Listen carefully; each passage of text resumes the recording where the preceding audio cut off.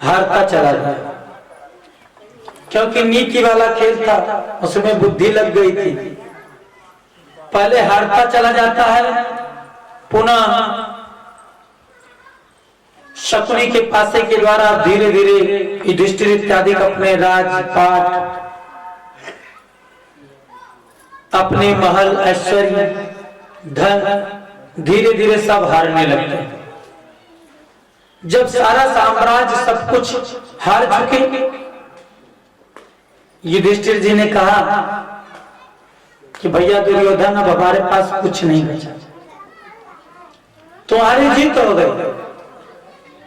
दुर्योधन ने कहा कि भैया अभी तो बहुत कुछ बाकी, बहुत बचा है। कलयुग वास करता है महाराज, जहां द्यूत क्रीड़ा होती है, पासे खेलते हैं लोग, जहां जुआड़ी रहते हैं वहीं कलयुग वास करता है। द्यूत क्रीड़ा में पहुंचे, बुद्धि तो पहले से बिगड़ गई, वो कलयुग आकर के विराजमान हो गया।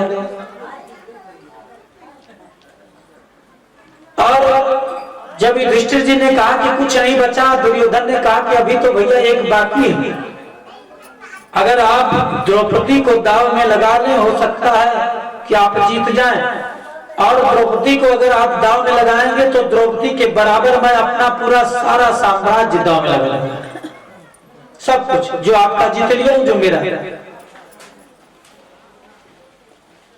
युधिष्ठिर की कुछ क्षण सोचे, पुनः वही महाराज कलयुग, कलयुग सर पर चढ़ गया।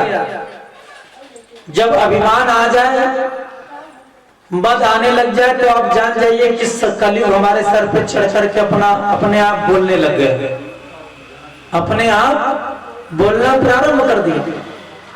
सो इधर युधिष्ठिर जी ने कहा कि चलो अच्छा दुर्योधन, ठीक जैसे पासा शकुनी मामा का चला हमारे धड़ाम, तैसे ये युधिष्ठिर जी हार। अब यही तो मौके की तलाश थी दुर्योधन को। जैसे युधिष्ठिर द्रौपदी को भी हार गए, तैसे दुर्योधन आदेश दिया अपने अर्चनों को, सहचरों को, कि जाओ उस द्रौपदी को घसीट के लेके आओ। आज उसको मैं दिखा देता हूं कि अंधे के अंधे होते हैं, कि अंधे के कितने देखने वाले रहते हैं सभा। अब द्रौपदी को लाया जाए, वहां पर बड़े बड़े विद्वान लोग बैठे थे, द्यूत क्रीड़ा को देखने वाले कृपाचार्य, द्रोणाचार्य, बड़े बड़े गुरु आचार्य लोग बैठे थे। सब लोगों ने देखा उधर द्रौपदी आई। दुर्योधन ने कहा दुशासन इसकी चीर हरण कर लीजिए। इस सभा बीच में द्रौपदी ने देखा, चारों तरफ नेत्र घुमा करके सब लोग अपना मुंह लटका के बैठे। धर्मराज युधिष्ठिर, गांडीवधारी अर्जुन, गदाधारी भीम, नकुल सहदेव, सब लोग सर झुका करके बैठे। आज कोई बोल नहीं रहा, कोई बोल नहीं रहा। द्रौपदी जान गए कि अब कोई आने वाला नहीं है, न कोई मुझे बचाने वाला है। द्रौपदी ने कहा कि मुझे बचाने वाला तो वो है मेरा भैया, मेरा भैया, मेरा कन्हैया। द्रौपदी तुरंत अपने आंख बंद करके आवाज लगाई, अरे कन्हैया, आज अगर तू इस सभा बीच में नहीं आया ना तो मेरी लाज चली जाए, और एक बार लाज चली गई ना फिर वापस आने वाली नहीं। जैसे आवाज लगाई, उलाहना भी देती है। जब कष्ट में आता है तो प्रेमा भाव आता है, तो प्रेम से लोग गदगद हो जाते हैं, कभी कभी प्रेमाश्रु पुलकित होकर के बहने लगते हैं। प्रसन्नता के भी आंसू बहते हैं, कष्ट के भी आंसू बहते हैं, प्रेम में गदगद। द्रौपदी ने कहा कि भैया अगर आज नहीं आए ना तो कभी मैं मुझसे बात मत करना, और मैं कभी तुम्हारे यहां नहीं आऊंगी। तमाम उलाहना देती है। कन्हैया तो जैसे सुने न तुरंत नंगे पांव दौड़ गए और उस सभा में आकर के वो परमात्मा दुशासन साड़ी खींच रहा था। दुशासन साड़ी खींचता खींचता थक गए। कन्हैया कृपा कर दिए और वो साड़ी बढ़ने लगी, बढ़ने लगी, बढ़ने लगी। दुशासन सोच रहा है कि क्यों भाई, क्या बात है, साड़ी है कि नारी है, कि नारी ही कि साड़ी है, ये द्रौपदी साड़ी बन गई कि साड़ी द्रौपदी बन गई। खूब जोर लगा के, खूब बल लगा करके खींचा। ऐसा सोचते सोचते इतना थक गया कि मुंह पर गिरा धड़ा, मुंह की तरफ गिर गया और कहा कि भैया दुर्योधन, हमारे बस की बात है, हमारी बात तो छोड़ दो, कोई नहीं इसकी साड़ी निकाल सकता। अब भगवान कन्हैया पहुंचे। कन्हैया को तो वो था जब एक बार कन्हैया के हाथ में थोड़ा सा चोट लगी, वहां सब देखते देखते, सबके देखते देखते द्रौपदी तुरंत अपनी साड़ी फाड़ करके कन्हैया की अंगुली को बांध देती है। कन्हैया ने कहा कि जब हमारे लिए तूने इतना किया तो मैं क्या इतना नहीं करूंगा। तो वो परमात्मा है। हम आप प्रभु के लिए थोड़ा सा करते हैं तो प्रभु हमारे आपके लिए बहुत कुछ करते हैं। करते क्या है, पहले से ही किए हैं, इसलिए किए हैं कि ये जो हमारा आपका तन है, शरीर है, ये उन्हीं की कृपा है, बिना उनके ये मिलने वाला नहीं। तो सो द्रौपदी की आज लाज बचाए और साल्व के साथ यादवों का युद्ध होता है। भगवान साल्व का उद्धार किए, दंतवक्त और विदुरथ का उद्धार किए। तीर्थ यात्रा में बलराम जी के हाथ से सूत जी महाराज का वध।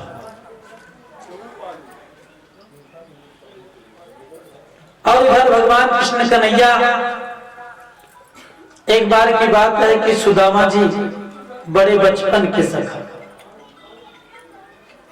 बड़ी गरीबी और उनकी पत्नी का नाम सुशीला जी। सुशीला जी ने कहा कि महाराज ऐसा करते, हमने सुना है कि आपके मित्र द्वारिकाधीश कृष्ण कन्हैया है और द्वारिकाधीश के पास जो कोई जाता है तो द्वारिकानाथ की कृपा से सब मिल जाता है। स्त्रियों का नैसर्गिक लक्षण है महाराज, कुछ न कुछ घर में आता है। ये स्त्रियों का मोह, घर में कुछ रहना चाहिए। तो सुशीला जी ने कहा कि अगर आप चले जाते तो हमारी भी दरिद्रता, ये गरीबी दूर हो जाती। कई बार सुशीला जी ने कहा, एक दिन जैसे सुशीला जी ने सुदामा जी को प्रेरित किया, सुदामा जी ने कहा कि चलो अच्छा ठीक है, बहुत करते, तुम्हारी भी बात मान ली। सुदामा जी ने कहा कि देखो, अपने मित्र के यहाँ, अपने से उच्च अधिकारी के यहाँ, अपने पुरोहित के यहाँ, अपने गुरु जी के यहाँ या भगवान के मंदिर में, यज्ञशाला में, कथा में जाना चाहिए तो कुछ न कुछ भेंट लेकर के जाना चाहिए। भेंट, वहां शब्द भेंट किया था, ये नहीं कि क्या रहे, वस्तु का कोई वहां पर बोध नहीं। इसलिए भगवान तो वही भेंट भाव स्वीकार करते हैं हमारे आपके। ने कहा ना कि भाव बिना संसार में वस्तु मिले ना मोल। कोई वस्तु आप खरीदने जाएंगे तो बिना भाव के उसका जो है बातचीत नहीं होगी। पूछेंगे कि ये क्या भाव हर वस्तु को संबोधन करके, क्योंकि हमारा परमात्मा तो इतना दयालु है। प्रभु कहते हैं कि पत्रम पुष्पम फलम तोयम जो में भक्त्या प्रयच्छत। हमारा भक्त भक्ति पूर्वक भाव पूर्वक अगर एक तुलसी दल चढ़ा देता तो मैं प्रसन्न हो जाता।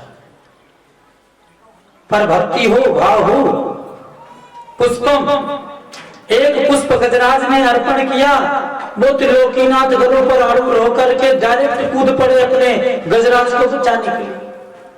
पुष्पम फलम, सेवरी के बेर को खाने के लिए भगवान रामचंद्र जी बनाए। ये प्रमाण बता रहे, पत्रम पुष्पम फलम तोयम।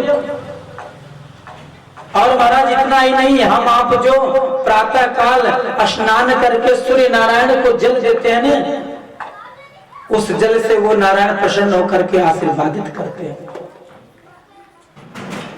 अब पूछ दिया जाएगा कि जल कितने लोग चढ़ाते हैं, तो फिर हाँ राधे राधे, इसलिए राधे राधे की कहेंगे ठंडक महाराज जी बहुत है। कुछ न कुछ मतलब निकाल लेंगे बचने का रास्ता। पर महाराज जब तक करेंगे नहीं ना तब तक मिलेगा नहीं। बिना किए तो ये नहीं जाता, यहां नहीं पहुंचता। व्याकरण में इसीलिए क शब्द आता है, क पहले करो, ख खाओ, ग तब गवाओ। करोगे नहीं तो खाओगे क्या, और जब खाने के लिए अटेगा नहीं तो गवाओगे क्या। सो भगवान पत्रम पुष्पम फलम तोयम यो में भक्त्या प्रयच्छति। जो भक्त जो है कुछ भी भाव पूर्वक अर्पण कर देता है वो स्वीकार करने वाले हैं। सुदामा जी ने कहा कि ऐसा करो कि मित्र के यहाँ आज जाएंगे तो कुछ न कुछ भेंट के लिए ले जाना होगा, तो कुछ तुम्हारे पास हो तो लाओ दो। सुशीला तो देखिए इधर उधर कुछ था नहीं, दौड़ के 4 घर पे मांग के लाई कि महाराज किसी तरह जैसे तैसे मनाते मनाते प्रसन्न हुए, जाने के लिए तैयार हो गए। दौड़ के गई, 4 घर पे 4 प्रकार के तन बिन रहे। एक चिथड़े में बांध करके पोटली पकड़ा दी कि लो महाराज जाओ। बड़ी प्रसन्न की किसी तरह जाने के लिए राजी। अब इधर सुदामा जी भेंट की वस्तु लिए और चल दिए। महाराज वन में गुनगुनाते हुए चले, श्याम सुंदर से मिलने सुदामा गाते चले मन में हरे कृष्ण राम। कृष्ण कृष्ण कहते कहते, राम राम कहते कहते, पता लगाते लगाते आज द्वारिकापुरी पहुंचे। द्वारिकापुरी जैसे पहुंचे तो वो कन्हैया का ठाट बाट, राजमहल देखते ही बनता था। मनुष्य अपने लिए बनवाता है महाराज, तो कभी कभी देखने में सुंदर लगता है। जहां परमात्मा का बना हुआ क्या कुछ, सब कुछ। सुदामा जी देखे महल में प्रवेश करना चाहते हैं, जैसे प्रवेश करना चाहे तब तक द्वारपाल रोक दी।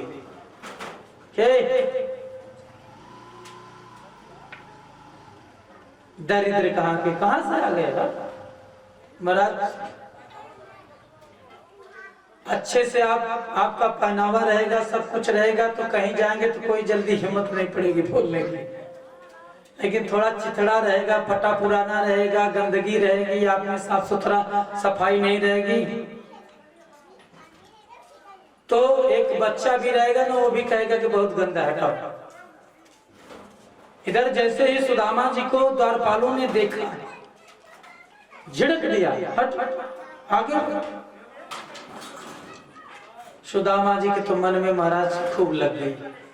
अरे इतना भाव पूर्वक गाते गुनगुनाते जैसे तैसे पहुंचा अपने मित्र के पास। पर इधर तो लगता है कि कन्हैया का दर्शन लाभ नहीं। मन में विचार करने लगे, बुद्धिमान भी थे, बहुत धैर्यवान भी थे। मन में सोचे कि चलो अच्छा एक बार और देखे पुनः उठ करके जैसे सुदामा चले, पुनः वही बात कि तुम्हारे इतने बड़े भाग्य थोड़े हैं कि तुम यहाँ द्वारिकाधीश में द्वारिकानाथ का दर्शन कर पाओगे। अब और सोचने लगे कि महाराज सत्य बात यह है कि पत्नी की बात नहीं सुनना चाहिए। पत्नी की बात नहीं सुनना चाहिए। सुशीला बार बार जिद कर दी, आ गए, लेकिन अब यही है, बात फंस गई। लगता है कि कन्हैया का दर्शन मिलेगा नहीं, और पुनः एक बार विचार करके कहते हैं कि अब इस बार झगड़ा लड़ाई लड़ लूंगा, चाहे जैसे होगा। कुछ लोग दर्शन करने के लिए कहीं जाते हैं महाराज ना, पहले ही झगड़ा झंझट करके धड़ाम धुड़ुम करके आगे पहुंच जाएंगे। सुदामा जी ने कहा कि अब अब की बार तो मैं चूकूंगा नहीं। सुदामा जी चले और जैसे द्वारपाल रोके तो तुरंत डपट दिए कि जानते नहीं वो बचपन का सखा है मेरा कन्हैया, और एक बार जाके कह दो कि वो सुदामा नाम के पांडे आए हुए। जैसे तीव्र आवाज में उन्होंने कहा, सुदामा जी ने कहा कि सुदामा नाम के पाड़े आए हुए, जाके बता दो। वो शब्द कन्हैया के कर्णपुट में पड़ा। जैसे कन्हैया को वो शब्द सुनाई पड़ा, कन्हैया तुरंत अपना सिंहासन छोड़ करके नंगे पांव दौड़ते दौड़ते आए, दौड़ते दौड़ते आए और महल के मेन द्वार पर सुदामा जी को देख करके हृदय से आलिंगन कर लिया, आलिंगन कर लिया, हृदय में लगा लिया। कह रहे सुदामा भले पधारे, बड़ा मेरा भाग्य तुम आ गया। गले से जब लगा लिए भी तो वो द्वारपाल चकाचौंध। अरे इतना बड़ा दरिद्र, इतना बड़ा भिखमंगा, और प्रभु आकर के नंगे पांव आए और हृदय से लगा लिया। हृदय से लगा करके ले जाते हैं, भगवान अपने सिंहासन पर बैठा था, आसनारूढ़ किए। अब महाराज जब कन्हैया मिल गए ना, तो वो जो थकान थी द्वारपालों वाली सब खत्म। क्यों? अगर वो मिलता नहीं, जिस किसी वस्तु की कामना के लिए से कार्य के हेतु हम अगर जाएं, हमारी इच्छा न पूर्ण हो तो हमको लगता है। सो उधर कन्हैया जब सिंहासन पर बैठा लिए, कुशल क्षेम पूछ रहे हैं, जल लाए, स्वागत के लिए जल लाए। जैसे जल लाए, जल ला करके कन्हैया अब एक टक सुदामा के रूप माधुरी को निहार रहा है, नीचे से ऊपर तक सब देख रहा है। और देखते देखते इतनी करुणा, इतनी दया, इतना कष्ट हुआ सुदामा के स्वरूप को देख करके कन्हैया के हृदय में, कि कन्हैया के आंखों से आंसुओं की बिंदुआं चलने लगी निरंतर,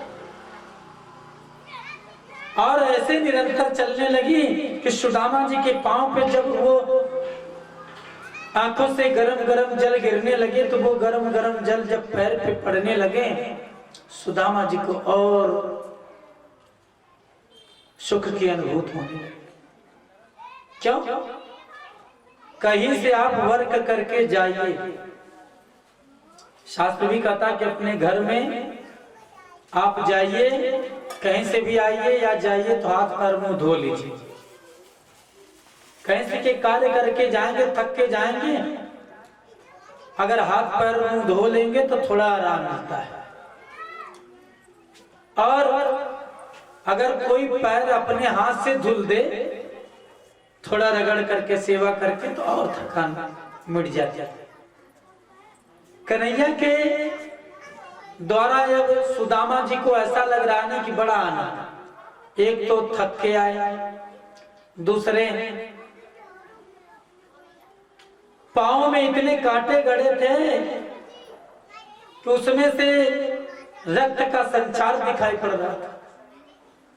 इतनी विवाहें फटी थी सुदामा के पैर में कि उस विवाह की जो है पीड़ा असहनीय होती है।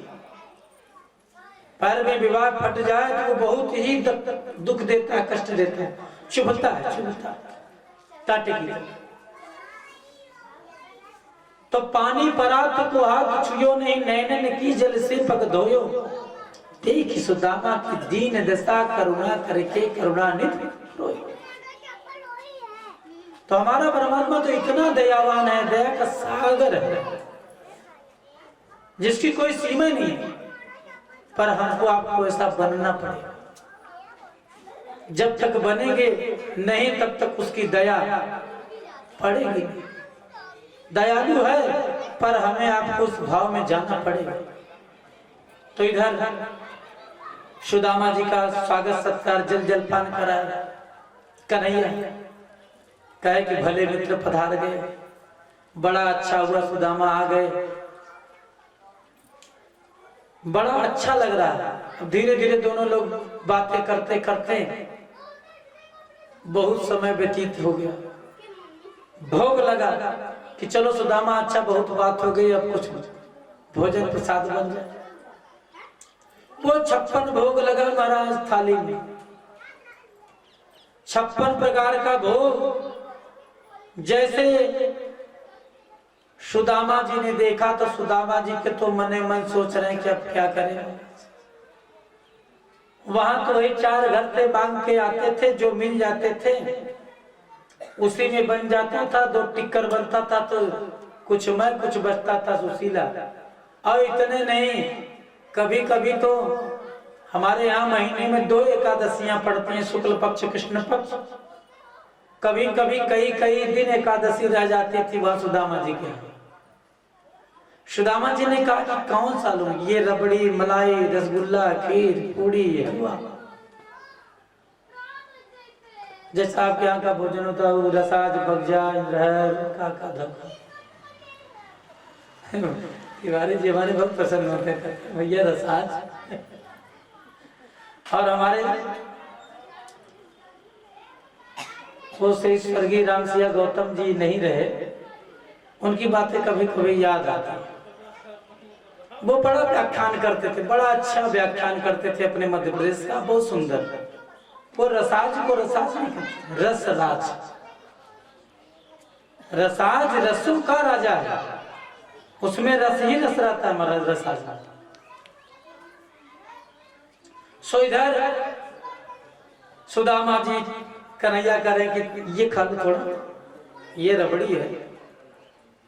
सुदामा जी थोड़ा सा खा लेते थे। अब कभी खाए पिए तो थे नहीं महाराज, कितना खाए, संकोच कर रहे हैं। वही संकोच वाली बात थी और हमेशा वही करते थे। तो कन्हैया ने कहा तो धीरे धीरे थोड़ा थोड़ा आए। सुदामा ने कहा कि अब हमारा पेट भर गया कन्हैया, अब बस, अब मेरे बस की बात एकदम रुक गए। कन्हैया ने कहा तब ठीक है, मैं भी प्रसाद पालूं। कन्हैया भी प्रसाद पाए, साथ साथ मित्र का भोजन प्रसाद करा करके अपने प्रसाद लिए और कन्हैया ले जाते हैं, चारपाई पर सेवा करने लगते हैं। सुदामा की सेवा करते हैं, कहे भले पधारे मित्र, बहुत दिन बीत गए। अच्छा, अब धीरे धीरे पूछना प्रारंभ किए, मित्र ये बताओ, गुरुकुल से तुम अपने यहाँ चले गए, मैं अपने कार्य में लग गए। और मित्र गए, तुम चले गए, विवाह तो जरूर किए होंगे। अब सुदामा जी कहे कि कन्हैया को नटखटपना वो गया नहीं, बड़ा नटखट है आज भी। जैसा स्वभाव पहले था वैसा आज भी। सुदामा जी से कहते हैं कन्हैया कि मित्र आपने विवाह तो किया, एक भी निमंत्रण पत्र दिया नहीं विवाह, मैं भी बारात कर लेता। सुदामा जी कहे कि क्या है कन्हैया, कैसी बात है। अच्छा ठीक है, विवाह किए, नहीं बुलाए, एक बात ये बताओ कि हमारी भाभी ने मुझे कुछ दिया है?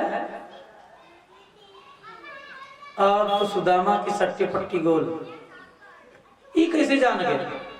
सुदामा जी को तो पता नहीं था। सुदामा जी जब आए, क्योंकि मन में पहले विचार करके आए थे कि इसको तो सुशीला को धन दौलत चाहिए, उसके लिए भेज रही है, पर मुझे अयम ही परमो लाभ उत्तम श्लोक दर्शन, मेरे जीवन का तो सबसे परम लाभ मिल जाएगा जो कन्हैया का दर्शन है, दर्शन कर लूंगा।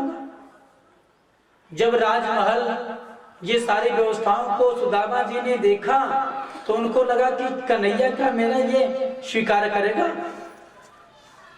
अब वे तो लज्जित हैं, जैसे तैसे किसी प्रकार छुपा छुपा करके रखते जाता।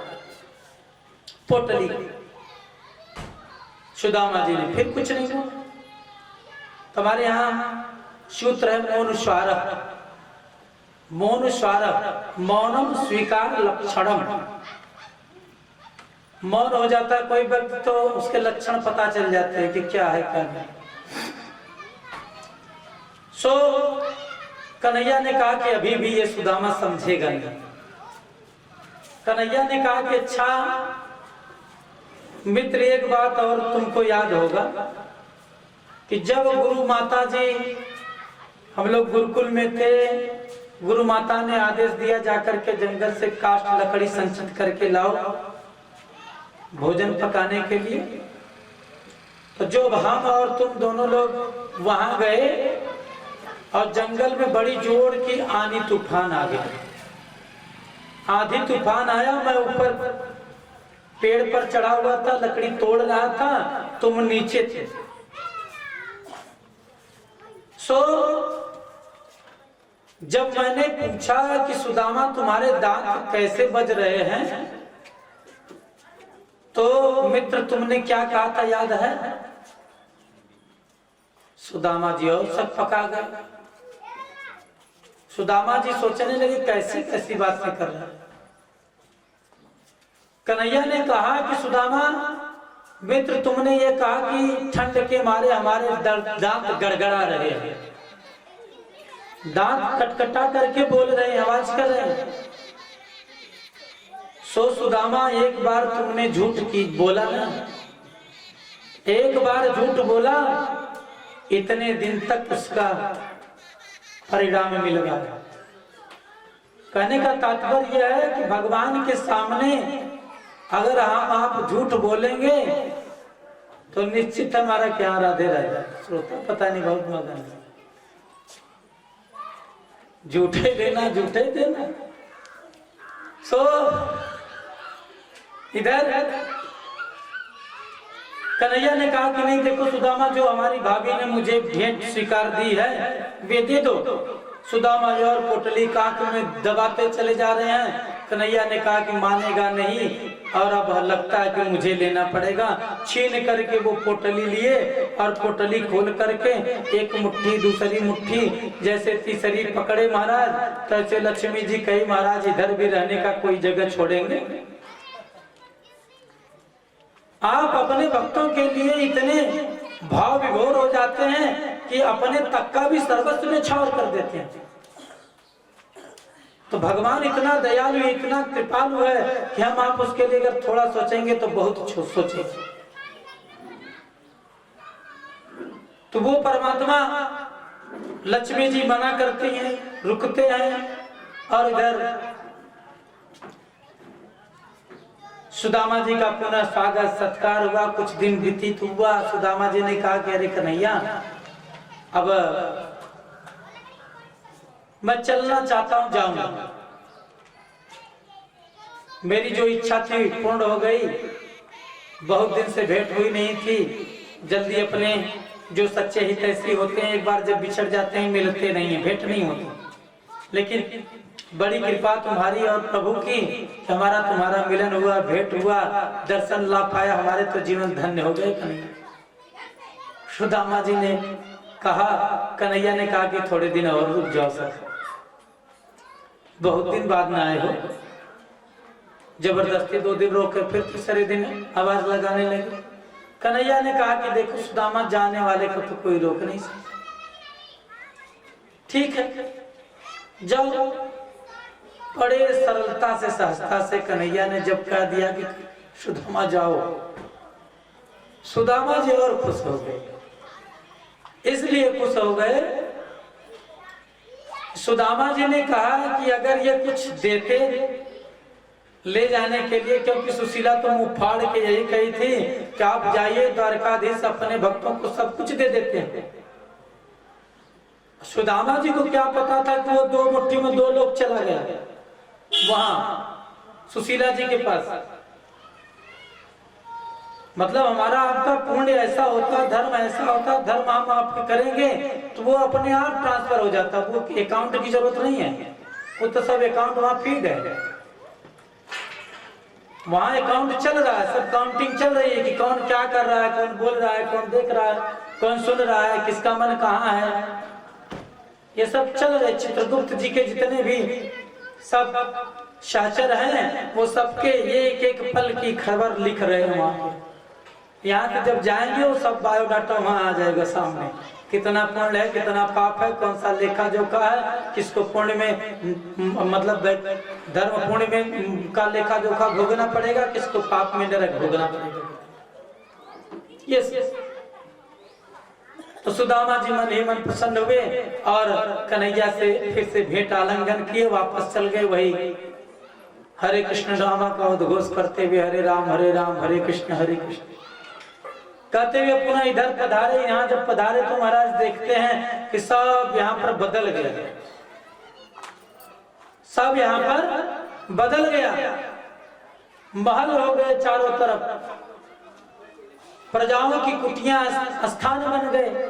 सब देख करके आश्चर्यचकित हो गए और सुदामा जी सोचे कि कहीं गड़बड़ भूल चूक हो करके दूसरे स्थान में तो नहीं आ गया। पता लगाए तो पता चला नहीं, ये सुदामा जी यहीं रहते थे। सुदामा जी कुछ दिन के लिए आप चले गए, आप जब से गए तो पता नहीं कौन सी कृपा हुई कि यहाँ तो समझ लीजिए कि लक्ष्मी कुबेर गणेश सब अटखेलियां कर रहे। उधर अब सुशीला जो सुशीला थी, सुशीला ने सुशीला महारानी बन गई। सुशीला जी आदेश देती हैं, सब लोग सुदामा जी को लेके गए। सुदामा जी जाने गए कि हमारे कन्हैया बड़े दयालु हैं। जो जिस भाव से परमात्मा के पास, कन्हैया के पास जाता है, वो परमात्मा उस भाव से अपने भक्त की इच्छाओं को पूर्ण करते हैं, हर इच्छा पूर्ण करते हैं। इसलिए हर क्षण उस परमात्मा का हम आप चिंतन करें ताकि हमारी आपकी भी सभी इच्छाएं मनोकामनाएं पूर्ण हों और अंत में उस परमात्मा का चिंतन करते करते भक्ति प्राप्त हो और मुक्ति मिल जाए, लोक परलोक दोनों बन जाए, सुधर जाए, इस मानव जन्म की सार्थकता हो जाए, ये निरर्थक न जाने पाए। प्रेम से बोले वृंदावन बिहारी लाल की। और श्री भगवान जी के द्वारा वसुदेव जी को ब्रह्म ज्ञान देते हैं। वसुदेव जी को कन्हैया ब्रह्म ज्ञान देते हैं और उपदेश करते हैं तथा देवकी मैया की जो 6 संतान थी उन्हें पुनः वापस लौटाते हैं कि मैया आपको जो इन पुत्रों से कष्ट मिला था तो ये आपके पुत्र।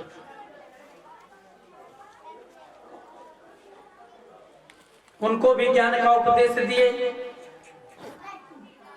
वेदों में बड़ी भारी स्तुतियां गाई जाती हैं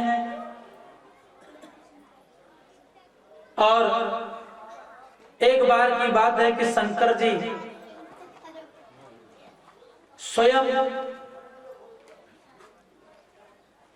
वचन दे करके अपने से संकट में फंस जाते हैं। शंकर जी नारद जी से बात होती है। ब्रिकासुर ने नारद जी से पूछा कि ये बताओ तीनों देवताओं से जल्दी से कौन सी प्रसन्न होने वाले। नारद जी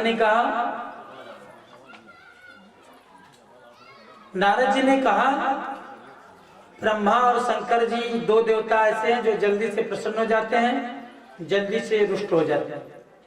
पर भगवान विष्णु ऐसे नहीं।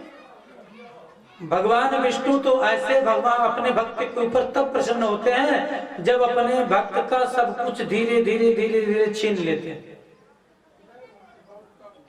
भक्त हर तरह से कमजोर हो जाता है, और अंत में थक करके वह पूर्ण समर्पण कर देता है कि प्रभु अब आपके सिवा मेरे साथ कुछ नहीं है, कोई नहीं। तब विष्णु भगवान प्रसन्न होते हैं। लेकिन विष्णु भगवान अगर एक बार प्रसन्न हो गए तो वो लोक परलोक और आवागमन का जो चक्कर है सब मिट जाएगा, वैकुंठ लोक प्राप्त हो जाता है। लेकिन ब्रह्मा और शंकर जी ऐसे नहीं। अब बृकासुर तपस्या करने के लिए गया, हवन कुंड बनाया, एक कुल्हाड़ी लेकर के अपने शरीर का मांस का लोथड़ा उठाता था और शंकर जी का नाम लेकर के स्वाहा, पूरे शरीर के मांस समाप्त हो गए, अब केवल प्राण बचे। बृकासुर ने कहा प्राण तो बचा है, लाओ यही अपना गर्दन ही काट देता हूं, चढ़ा देता हूं, प्रसन्न हो या ना। अब ये शरीर लेकर के क्या करूंगा, सब चला। जैसे ही कुल्हाड़ी उठा करके अपना प्राणांत करना चाहता है तैसे शंकर जी आए। शंकर जी ने कहा कि भैया ठहर जाओ, एक तो यह मनुष्य तन नहीं मिलने वाला, झूठे इसको कष्ट में डाल रहे हो, और ये भी जान लो कि आत्महत्या नहीं करनी चाहिए।